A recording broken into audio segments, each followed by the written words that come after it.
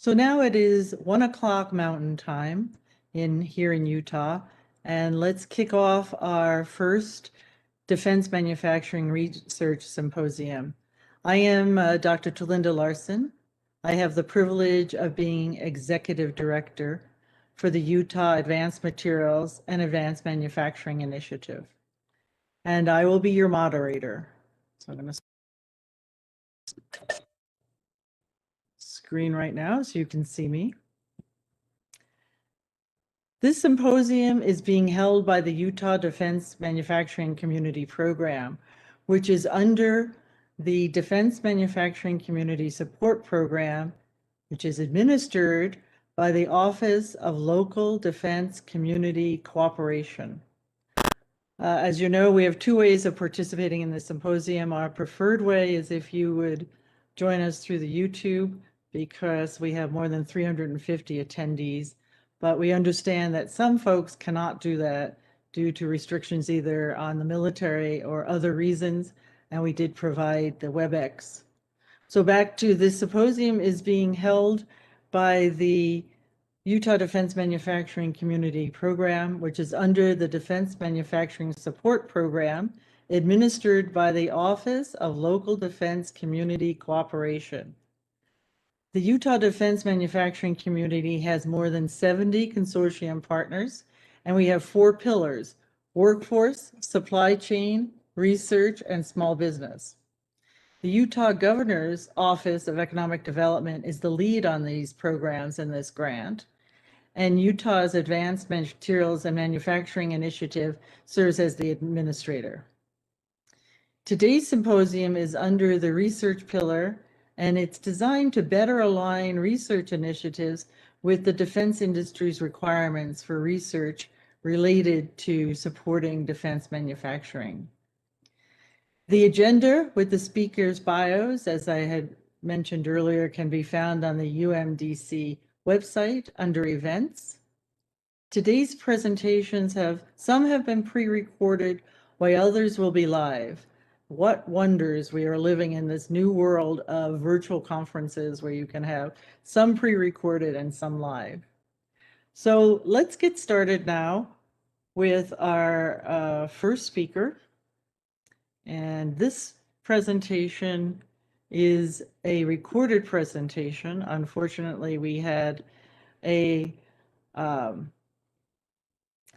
scheduling conflict, but we were able to last minute be able to bring in our first speaker and have her pre-recorded yesterday, so she didn't have to try and do the presentation in a airport setting. But Angie Tymofichuk, who is Deputy Assistant Secretary of the Air Force for Logistics and Product Support, will be joining us at the end of the pre-recorded presentation to be available to answer questions and to be able to participate live at the end.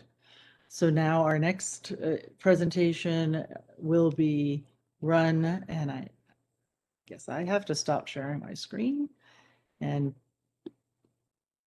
there we go, ready for the presentation to be run. Welcome, everyone.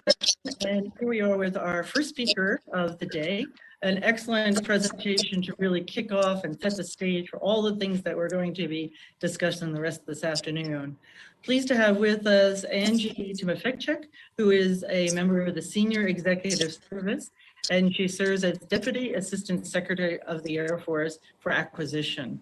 She has a very distinguished career, and you can find that in the program. But we're pleased to claim her as her time in Utah with Hale Air Force Base. And then she was part of the original founding of UAMI. So thank you for your service to the United States, and thank you for your service to UAMI. I will run your slides maybe while I'm getting those set up, if you want to share a few introductory words. Yes, thank you, Talinda. As you mentioned, I claim Utah heritage. I didn't grow up there, but I have some very strong roots at both Hill Air Force Base and UAMI itself. In fact, during a couple of years outside of the Air Force, I had the direct privilege of working with through UAMI And so I'm looking at the RSVP list, and lots of familiar friends and some people close enough to call family. So it is my honor to be here today and to share with you some thoughts that are hopefully helpful to the consistency of UAMI in terms of how we're approaching acquisition different within the Air Force. And you see my subtitle there and how you can better participate. And that I put a subtitle. I'm not going to spend a lot of time on that, just one slide, but I'm hoping that through the comments, you start seeing how things are changing and how you might be able to better and be a stronger participant in Air Force acquisition. I will say that my slides are built along the Air Force acquiring things, capabilities. You'll hear later on in the program some of the more R&D type activities. My friend Tim Bunning and Tom Lockhart and Don Russell talking about more on the R&D side. So a little bit of what I'll talk about applies to that side, but I'm talking about the acquiring goods and services and capabilities. So my first chart here is meant to capture the essence of the Air Force's path on what we call going digital, a concerted campaign to change culture, processes, and products. And the premise behind the digital campaign is what the Air Force our capability, quality, and effectiveness remains superior. The time it takes us to field new capabilities is our greatest hindrance to maintaining dominance. So we need to deliver capabilities at ever increasing speed and efficiency by designing, sustaining, modernizing them in an integrated digital environment. So the chart, if you look at it, it's going to serve as my outline. So I'll just briefly discuss it. On the bottom, on the right, we're talking about the digital trinity. I'll give you an introduction to what we mean by that. It is the enabling activity that enables digital acquisition, and it enables our connected environment. And you'll hear the term digital thread. The second piece up on the right is the commercial, the concept of leveraging the huge investment that industry and investors have placed in technology that the government used to be the lead on. Now it is flipped, and can we leverage and take advantage of those dollars and applying them into the DoD, and in this case, the Air Force. The next piece up there is really the holy grail, the end product of what we're building up to, and that's called the ESeries. And the example program is Next Generation Air Defense, but I'll kind of explain what that is versus what our current legacy portfolio looks like. And then, of course, on the bottom left is really what we're talking about. It's that digital acquisition. So how do we pull all these things together and acquire things differently? So I neglected to talk about the top on the left-hand side. Innovation is the battlefield. Innovation has changed the battlefield. If we're talking about warfare, that has been the case all along. But in this case, our battlefield is how we acquire things. And that brings a whole new light to the discussion, right? So we're going to innovate on our processes that turn around into our products. So, and the piece that I won't necessarily talk on today is the culture of our workforce and the talent that it's going to take to implement the things that we're going to talk about. That is a very concerted effort within the Air Force to bring, like my position is logistics and product support. How do we as lifecycle logisticians embrace the digital environment, embrace digital engineering as it applies to our career field, and how we sustain weapon systems as they're fielded and operated. So if we go to the next chart. I'm not going to spend a lot of time on this one because I know Colonel Diller is your next speaker with AFworks. But I did steal one of his charts from a previous presentation that he gave, and it is just to show you the concept that one of our who leveraging the commercial investment is AFworks. And I highlight the red circles and the arrows on the chart. That is a paradigm shift to the way we used to acquire things. So we used to set out the rigid requirements, and you'd send out an RFP, take you months and years to put that together, months and years to evaluate it, and then we'd neck it down to a specific user, a specific use case within the Air Force. Now we're doing that differently. We're saying, hey, industry, we know you've developed goods and services. Tell us what they are and let us figure out if they apply, if we can apply them to a capability need within the Air Force. So you see a lot of TBDs. We really don't know what application we're going to apply to, and we really don't know who that end user is, but it's a capability worth pursuing further. And so that's one example, AFworks. And again, you'll hear Nathan talk about that, and I'll go to the next chart. And so the other who that we're really talking about is the Rapid Sustainment Office. So I noted that I actually forgot to spell out the acronym on my chart, RSO, Rapid Sustainment Office. It is about a little over 2 years in the makings, and it's recently been stood up as a program executive office within the Air Force, and the RSO PEO, and it is fundamentally different than any other PEO that we have within the Air Force. And I'll point out two things on that chart in specific that make it different. The first is, if you read the objective, increase readiness by identifying, applying, and scaling technology. So I'll talk about that in a minute. And two, the board of directors. You see those faces on the bottom. Those spaces comprise the 3- and 4-star general officer level positions within the Air Force that all cover the senior leadership positions in any capability that we acquire or sustain. So it enables the Rapid Sustainment Office to come in and apply technologies across the Air Force portfolio.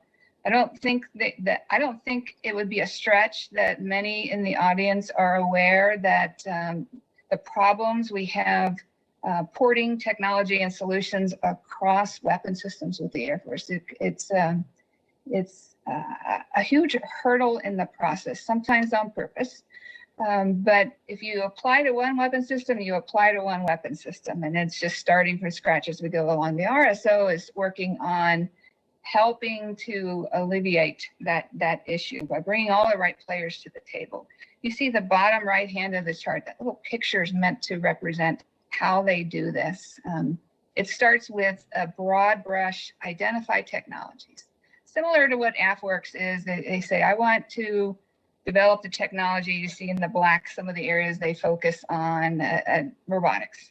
Show me what robotics capabilities you have, industry, and I'll figure out how I need the next funnel down is apply. How can I apply your technology to a need within the Air Force?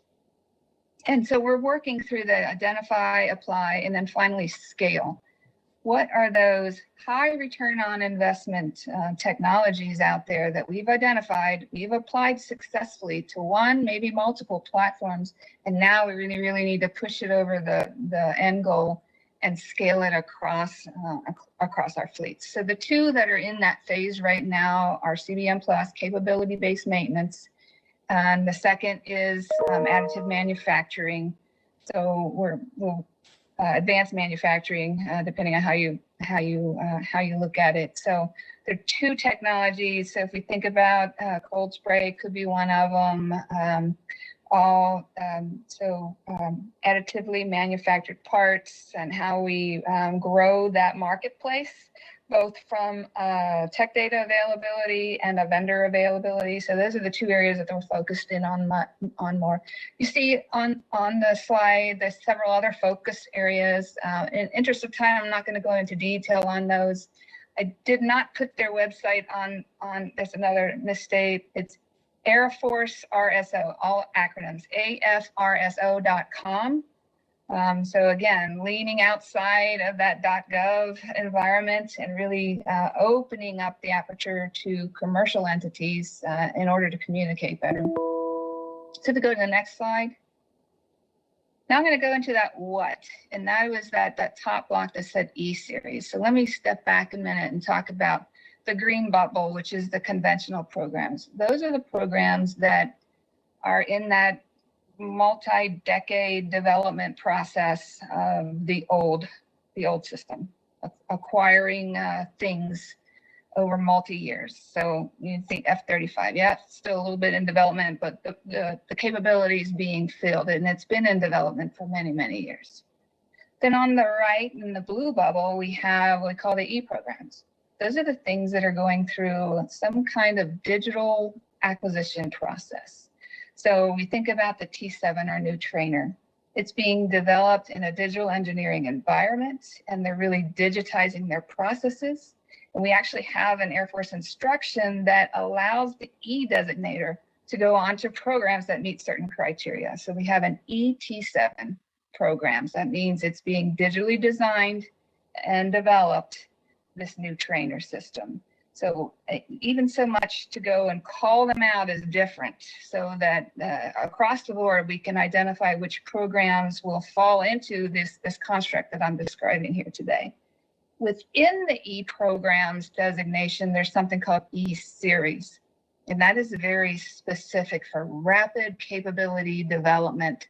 When we think about the old 100 series aircraft development, rapidly fielding a capability, but in this case, create before you aviate. So we're not risking or losing life or treasured aircraft.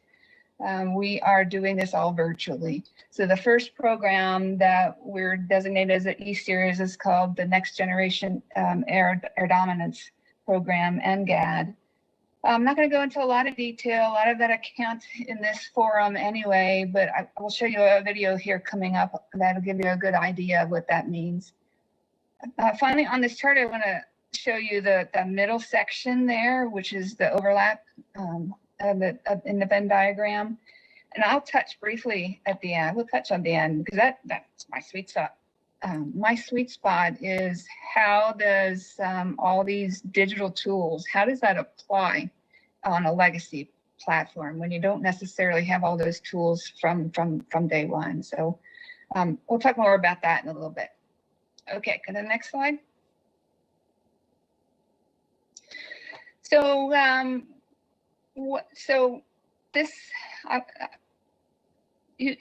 I'll talk while it's going. So this gives you an idea of what we mean when we talk about modular open system architecture. And we're not just talking software. Typically, the concept of this modular open system architecture, people automatically think software, but we're talking about hardware in the loop. This is a borrowed 10-second clip of a speech my former boss made at an Air Force Association conference. You see the reference to it at the bottom if you want to see the whole presentation, because it really will get you excited about where the Air Force is going with acquisition. No sound on purpose, because again, I stole this from his presentation, but really what you see here demonstrated is, no kidding, a plug and play concept from a hardware and a payload perspective. So if you're thinking about swapping out nose cones on a flight line, where your mind goes is a standards architecture that allows that to happen. And once you have a common standard, you're no longer tied to a specific vendor, and you can compete that. So we're opening up to different vendors that can provide that capability. You can also see what this could mean to maintenance too. So you're right there at Hill next to the Ogden Air Logistics Complex. What does this mean for maintenance? So we need to modernize our depots too. Are we going to be doing large airframe structural work 20, 30 years down the line? To be determined, but there's lots of work left to do in aligning that enterprise. But this just gives you that visual concept of what we talk about by plug and play hardware. Okay, the next slide. Okay, so the digital thread. This is no kidding the picture of what we speak about when we talk. We corporately speak about for that digital thread. Okay, cool. There's new programs, and they talk about if you're designing it from a blank sheet. Yes, all those parts and pieces that are on that thread, they exist, period. If you know me, that part at the end that talks about logistics and sustainment, and then it goes off and it says operations, maintenance, modernization, replacement, disposal. at least two, if not three of them, they lead you to circle back. So if you hit forward to Linda, really, it's a continual development process, right? So we don't just go through the design process once, send it out in the field, and never have to look at it again. You're in sustainment. You're dealing with obsolescence. You're dealing with modernization. You're dealing with whatever issue comes up in operations that you need to go back to the table and redesign. You're going to loop back. So really, we talk about that Venn diagram and the legacy versus the E programs. This is what it gets at, and this is what I call digitizing sustainment. So I stole this example. I don't know if there's anybody from the A10 in the program office or programs at Hill, but I took some information from a briefing that they gave my former boss, Will Roper, on how they're taking digital tools and the digital acquisition environment and applying it back to the legacy system. So when you think about this 1960-70 design on the A10, and you look at the 2D drawings, which probably were state-of-the-art at the time, document-based tech manuals, very manually intensive to keep up to date, to keep configuration managed, to provide updates, just all the data that existed on individual engineers and logisticians, equipment managers, you name it, as they were working things on their particular laptop. No thread, no digital thread connecting all that activity together. To where they are now in the A10, and it was really taken off by the CAD modeling that was done with the A10 rewing. So even one of the E program designations is the A10 rewing. So it was an E designation associated with that. They really took off and allowed the program to exponentially delve into digitizing sustainment. So again, this came from a briefing that they gave to my boss, and he asked him a question. He goes, okay, you have the wings, you've done a lot more work on actually the model development, reverse engineering, how far are you away from being able to say, I have a digitally rendered model of this system, at least structurally, that I could pass over to a manufacturer and be able to remanufacture an A10? And I kind of stood back for a minute. I'm like, wow, that's an interesting question. And I was even more intrigued by the response, which essentially, bottom line was, we're not that far off. So can you imagine so that we'd be able to recreate a system, again, a structural system, the structures only, that we could pass over to a new manufacturer and say, I need a new A10, go give me that. And be able to do it. That is mind-boggling. And so not only are they doing it on the airframe, the system itself, but when you think about pulling their processes into the modern digital world too, they're creating that digital thread themselves. You can actually look at a maintenance assistant request, tie it to a specific location on a specific airframe, look at activities going around and be able to tie a diagnosis, an NDI to a location, being able to data mine across the fleet for common issues. And it's just, you can imagine how much more efficient and effective the maintenance and the sustainment is. And it gets at readiness, and that's the real return, providing ready aircraft to meet our national defense needs through digitizing sustainment. I like that word, I'm gonna say it a lot. Now, you may be saying that the A10 is a bit different because there is no OEM. Fair. Next chart, please. So I wanted to highlight another effort that we have ongoing, and that's to reverse engineer a B1 structure. So they have an OEM, right? The National Institute for Aviation Research, NIAR, at Kansas State University. I actually met them when I worked for UAMI at the time. The executive director came to me and he wanted to know how they can leverage their innovative capabilities and expertise in reverse engineering and how we could use it within the Air Force. And so we talked about it a little bit, and we identified a significant return on investment project towards addressing readiness issues with the B1. We had discussions, and this is corporate Air Force, had discussions with the OEM on the need for structural loads data in an as-flown airframe. Somewhere between it can't be done, a price tag we couldn't stomach, a willing, capable partner, and I'm sure a bunch of other what ifs in there, that we decided we had an alternative now. And the B1 program office identified an appropriate aircraft at AMARG, the Air Force's boneyard, extracted it from AMARG, Tucson, Arizona, trucked it to Kansas, and the airframe delivered in May, kicking off the project. Every part, bolt fastener, will be meticulously removed, cleaned, inspected, scanned, and virtually reassembled to create this digital twin. And you can see on the chart, this was just updated not too many weeks ago for a different presentation.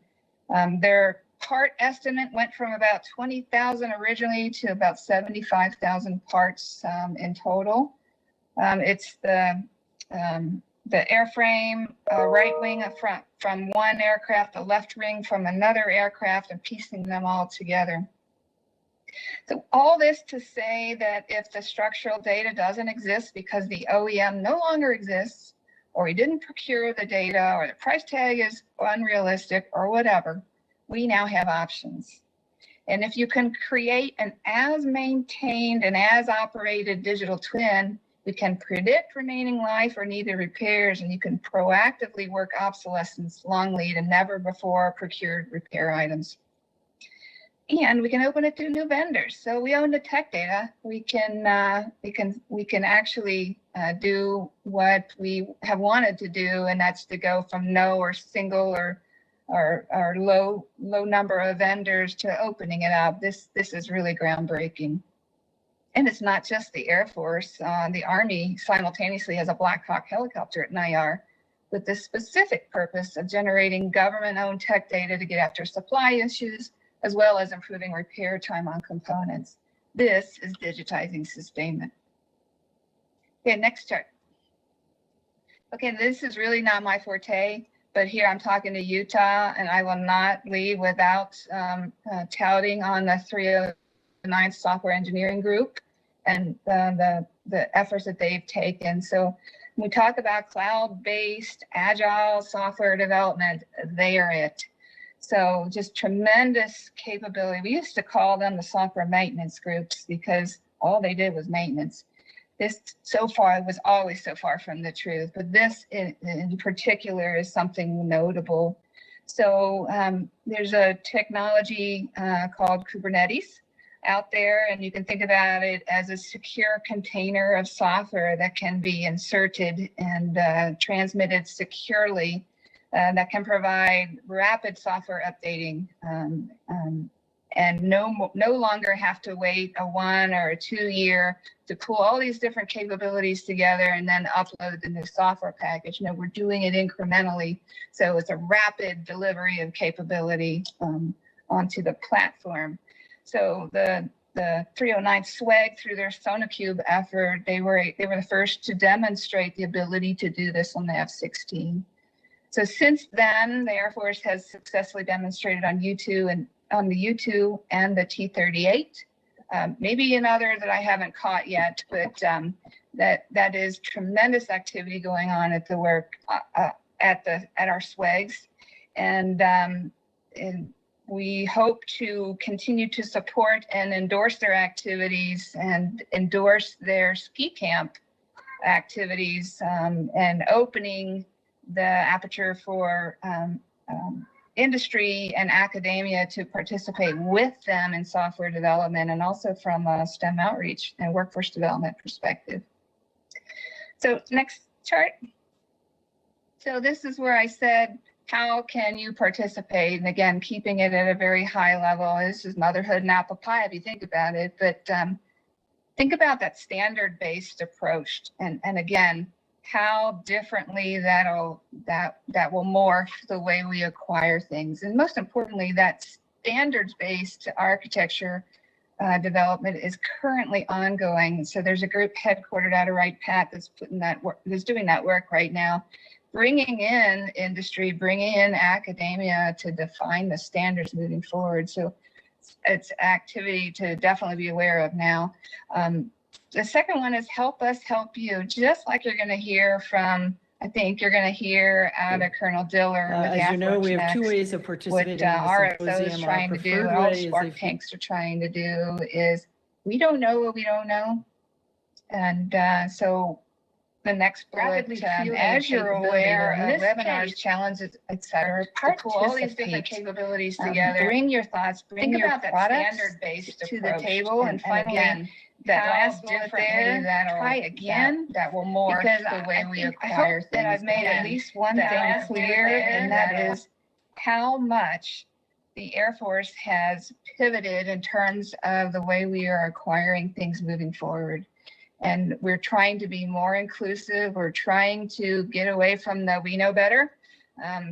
Only give us what we ask for. Don't give us a different kind of coolant, because it is the current coolant used out there per requirement. Only give me what you want.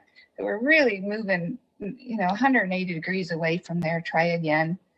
I finally throw up here, the last is just a plug for the Rapid Sustainment Office, just another example of how we're doing things different. They have a commercial solutions offering out there. Give me your ideas. Tell me what product you have. Again, not R&D specifically, but a product you have that can provide capability to the Air Force so that they're aware and can work on that competitive contract vehicle out there. There is a link on the bottom to that CSO on sam.gov if you don't have it. With that, sorry, I think I went maybe over. Don't worry about it. Definitely don't worry. Excellent presentation. Thank you so much. And now for those of you attending, we're going to switch from this recorded presentation to live questions, and Angie will be available to take your questions. I will thank you properly then. All right. Okay, so now this is to Linda Larson back with you, and we are going to have a shout out to Angie Tymofichuk. Angie, are you on the line? We do have Angie live now. So Kathy, do we have any questions for Angie coming in? We do not have any questions in chat at this time. If anyone wants to enter their questions in chat, please. I got a question. Is that you, George? That's me. Hey, George. Hi. Say hi to George. Hi, Angie. Hey, so you're looking at reverse engineering a lot of things, and a lot of hardware and a lot of software and a lot of things that eventually you want to go 3D print. I just had to put that plug in there. As you reverse engineer these things, are you engineering them to the point where you can take advantage of the advances in machining and the advances in printing and the advances in manufacturing methods and the advances particularly in materials against not only the weaponry, but countermeasures against future weaponry and things like that, that you can both reverse engineer and modernize at the same time? I'd say that depends on the particular project. Yes, there are activities that are looking to improve based on reverse engineering to improve. There are others that are simply looking for a new vendor. So it's just, my answer is it depends, but absolutely we're interested in new modernized technology and capability when the situation arises. Good. Corianne, I see Corianne Edwards is on with GoEd. Corianne, do you have any questions or shout outs to Angie? Hi, Corianne. Hi, Angie. Just can't have to take this opportunity to say hi to you. So thank you for participating. A lot of the great work that UAMI is doing today, we can thank Angie for so much of the groundwork and foundation for that. So thank you for that. One of the questions I do have for you is, I mean, knowing UAMI and knowing this community and audience that's on the phone, do you think that we should be, do you think there's a partnership with NIAR? Any recommendations for maybe what NIAR is doing and some synergies that Utah might have that we should be looking at? I know that's kind of a out there question, but. No, it's okay. I can tell you that the work with NIAR and the Air Force has expanded well beyond B1. In fact, we got a new project kicking off with the F-16. That's very close to home there in Utah. So I think at one point, I know UAMI and the University of Utah had started a discussion on growing that relationship. I think along those lines would probably continue, and that was along the digital thread concept in helping to tie all this information together, and that was to include the models and simulations that were being accomplished through the University of Utah, and tying that into, I'll use air quotes, condition-based maintenance. So how things fail, why they fail, and to George's comment earlier, can we improve things as we're going along so that we can accommodate failure modes? So yes, I think there's conversations still to be had. I know NIAR is open to it. I know they're. So, one question based upon what Corianne just said. Then this is George again. What, if anything, can you say about the possibilities of the Sustainment Center being set up in Utah? Repeat the question, you cut out. What, if anything, can you say about the possibilities of a Sustainment Center being set up in Utah? So I think I recall the conversation as more, because I think in terms of the Air Force Sustainment Center, and they are at Utah, but you're talking about like a Sustainment Center of Excellence kind of thing. Well, growing it bigger, because if we get a big Sustainment Center here, then we have the opportunity to indeed not open up the same opportunity that NIAR opened up in 20 years ago, but to be able to open up a sustainment and excellence opportunity where the improvements that you talk about or the coding you talk about, whichever, can actually happen in Utah. So I think I'm going to punt that question. I think you should ask that one of both Tim Bunning and John Russell later on in the day. They are the community that represents the Manufacturing Institute, which I think would be the program that would sponsor that kind of activity. Good point. I see Brent, who is the UAMI Chief Scientist. Brent, you had a question? Yes. Hi, Angie. It's nice to hear your talk. Hi, Brent. I'd like to ask you, one of the problems that we are encountering is very small shops, maybe 10 people, are having trouble getting qualified to supply the Air Force. Do you see any method that can help them, any changes in the qualification system that would be either less expensive or less time consuming that can help small shops begin to be suppliers?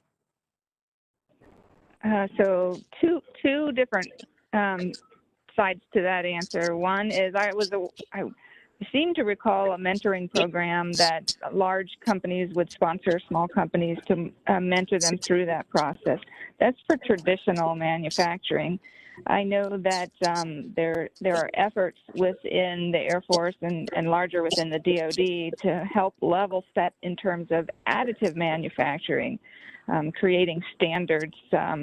So it takes a different flair from there, but no particular program that I'm aware of that I could point you to right now, though.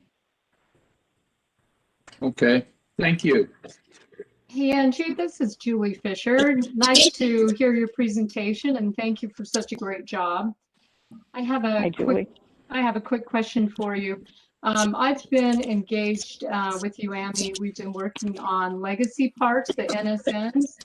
And so my question is, with the digital mapping, is that something that can be utilized for some of these complicated NSNs where there may not be some the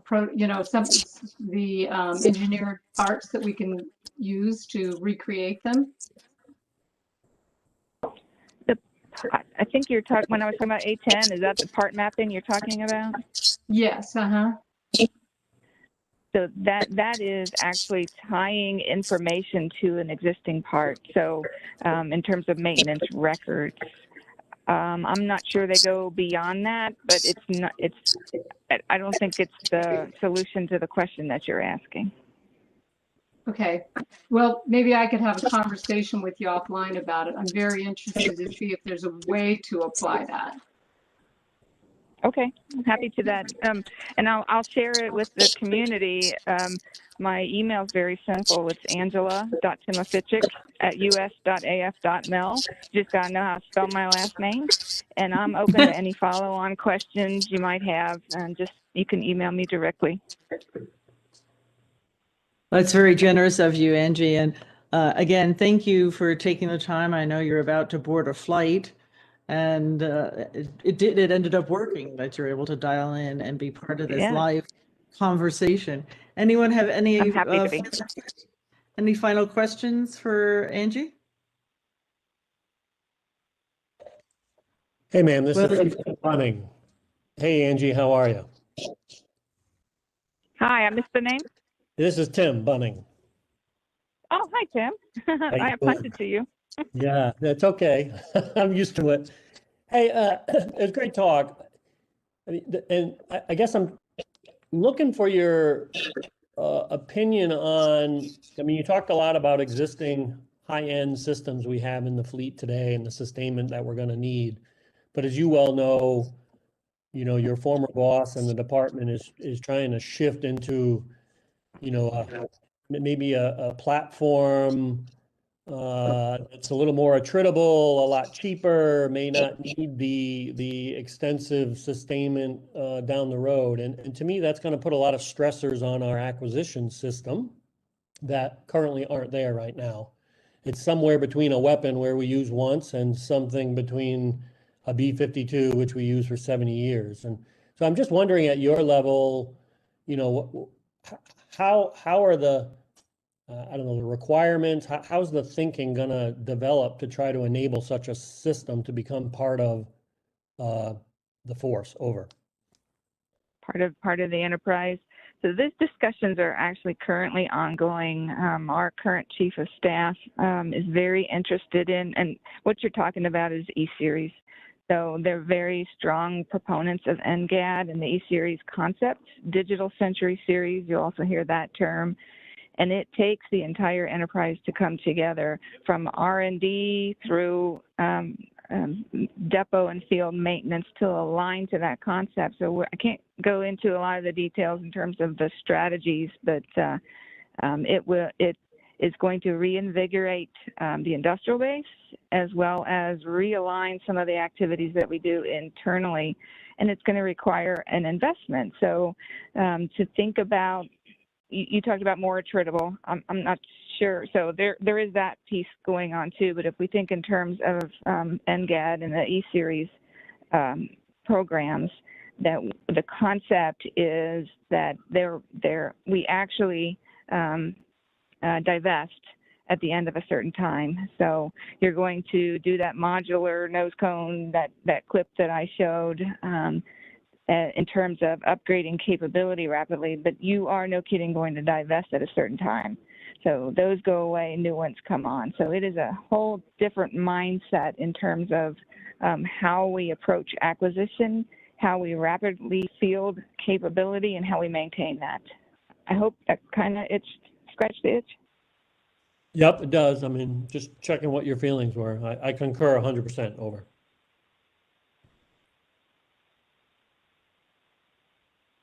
Just a little over.